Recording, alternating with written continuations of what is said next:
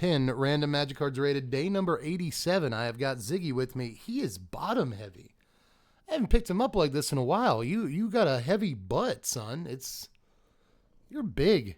What am I feeding you? You know what I'm saying? Where's my cursor? There it is. First card of the day for day number 87 is Havengull Rune Binder. This is originally printed in Dark Ascension. 4 mana, 2 and 2 blue for a 2/2 human wizard. You can pay 2 and a blue, tap it, and exile a card from your yard to put a 2/2 black zombie creature token onto the battlefield. And then put a +1/+1 counter on each zombie you control. That's kind of neat. Takes your whole turn 4, and then a lot of your turn, every turn you want to actually activate it. But you can do this at any speed. I like that it's not specifically sorcery speed, and you might have plenty of dudes in your yard to make 2/2s out of. And your zombies can get big off of it too. It's like an anthem effect for your zombies. It's pretty good. What's wrong with that? You know? I think I will use my Ask the Audience on this card because I'm actually kind of having a tough time. We don't love 4 mana 2/2s. And the activated ability is pretty expensive, all things considered. So it's actually not incredible. It's kind of not.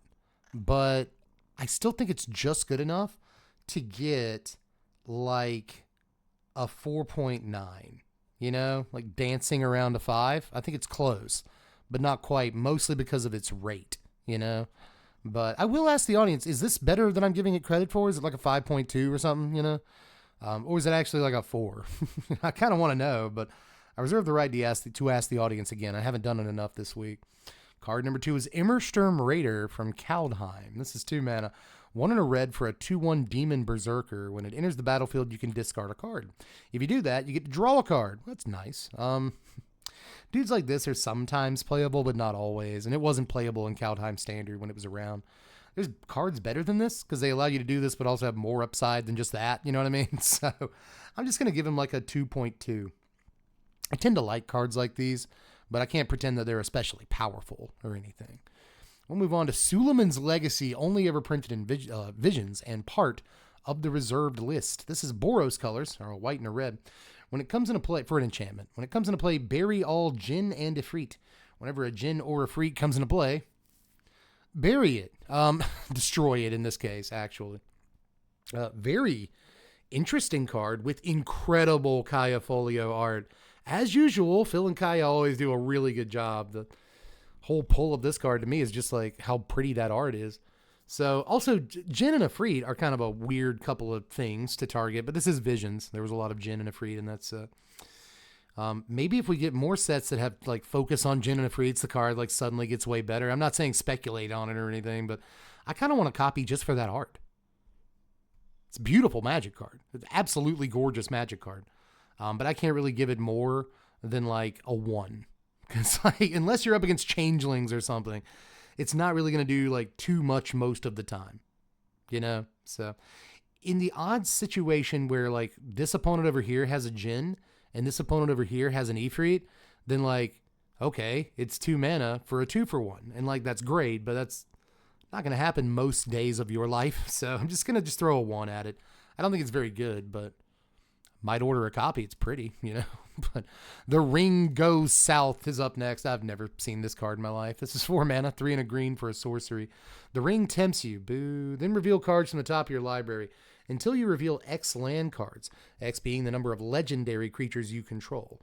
Put those land cards onto the battlefield tapped. The rest on the bottom of your library in a random order. Okay, so sorcery, little bit of value in the Ring tempting you.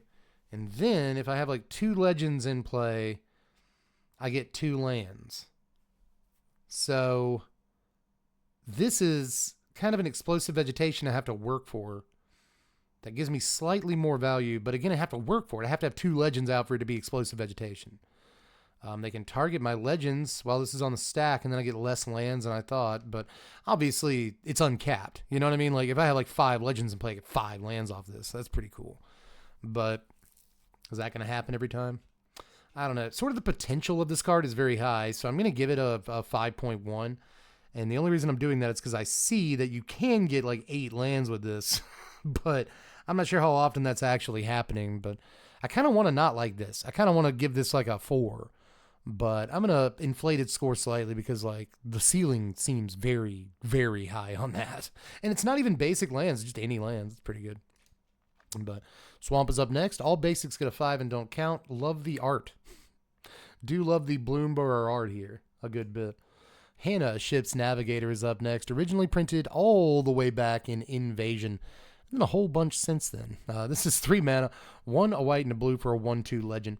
You can pay its casting cost again and tap it to return an artifact or enchantment card from your graveyard to your hand. There was once a time where Hannah was a very popular commander, but I'm not sure that she still is. I'm not sure she isn't, to be honest. I just haven't really heard people talk about her.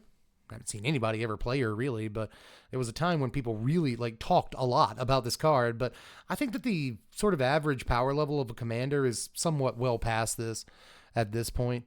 But I'm still going to give Hannah sort of, I guess, the honorary 5 of the day. I think she does deserve that. And she might even deserve more than a 5. But again, at this point, I think that we're well beyond this power level. I really do. So I'm going to stick a 5 on her, and that's an honorary label. But I'll acknowledge she could be worth more. I just don't think so. Not anymore. It's just sad. But Magus of the Tabernacle is up next. We've looked at this card before because I ranted and raved about oh, this is actually kind of good. I think it is. All the creatures on the table have, at the beginning of your upkeep, sack this creature unless you pay 1. That seems incredibly annoying. So, yes. Play that card.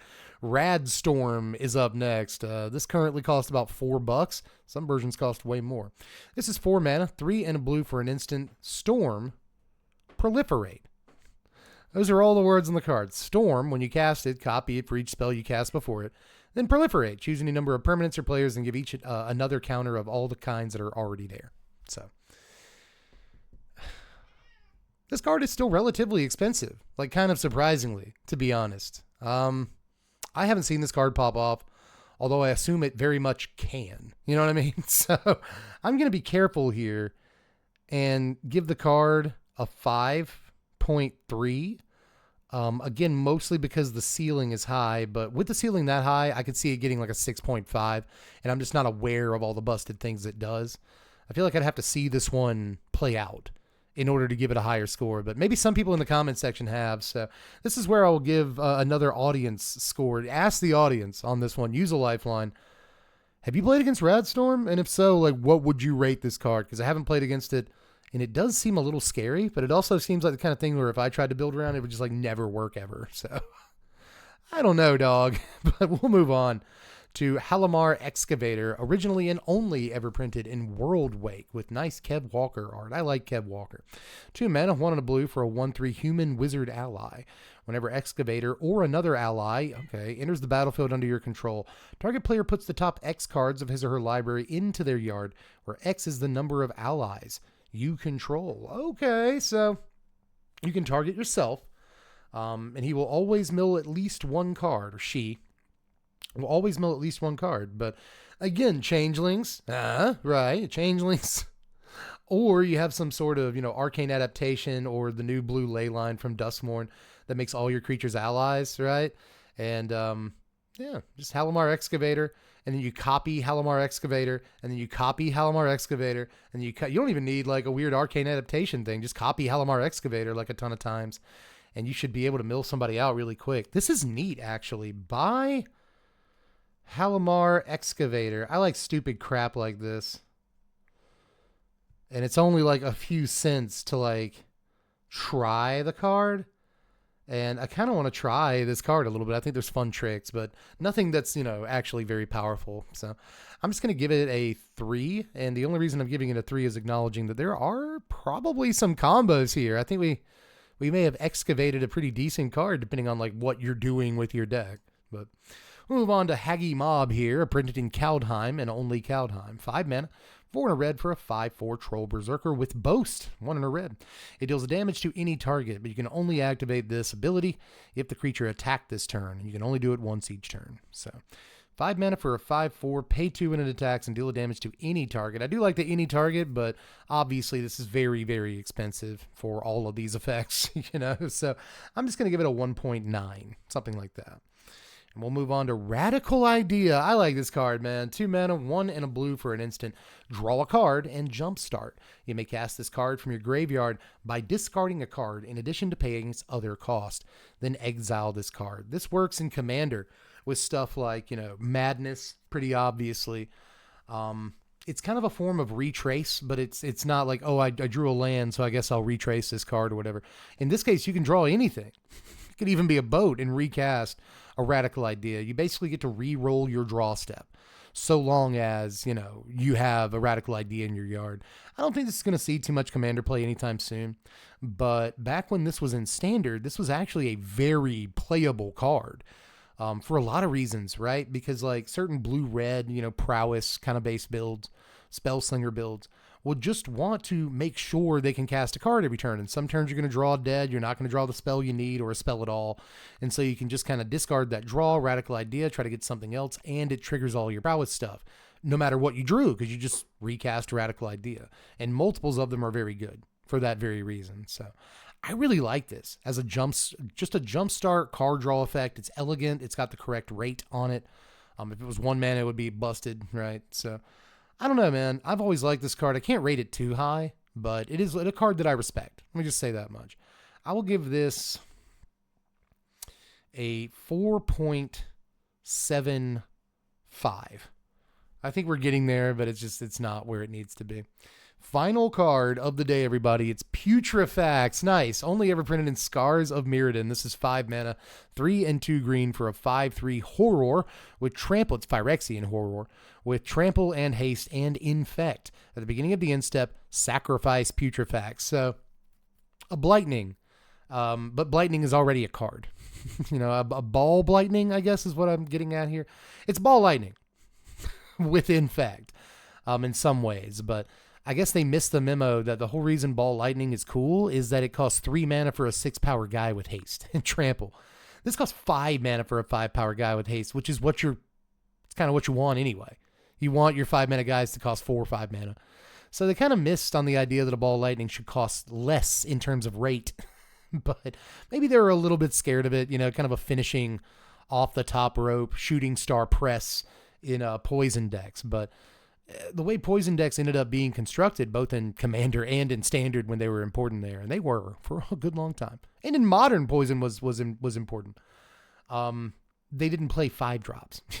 The curve kind of stops at 2, buddies. So I don't know. I feel like they kind of designed themselves into a corner here and made the card worse than it necessarily had to be. But it's a cool callback, and I've always liked Putrefacts, but I'm not going to give it more than like a 4.94. You know what I mean? Like, it's not even going to round up to 5. I don't think it's quite at 5, but you see a 5-power trample haste, and you kind of want to give it a 5 something, but I think that a lot of cards are a little bit better than this. So I don't think it quite gets there, but you might be mad at me. I just think if you're doing a infect thing, there's better cards. If you're doing a big green creature thing, there's better cards. In green, there's a better, twist on Ball Lightning anyway. I think it's Ground Lightning, which is literally Ball Lightning. It's from like Time Spiral. It costs 3 green mana for a 6/1. Sack it into turn, trample haste. So it just literally is Ball Lightning. It's a much better take, in my opinion. But yeah, I can't score this very high, but it is a very cool card. But that's all I've got for today, everybody. Tomorrow is apparently Monday, Tuesday, Wednesday, Thursday, Friday, Saturday already. Wow, who would have thought? I'll see you guys tomorrow.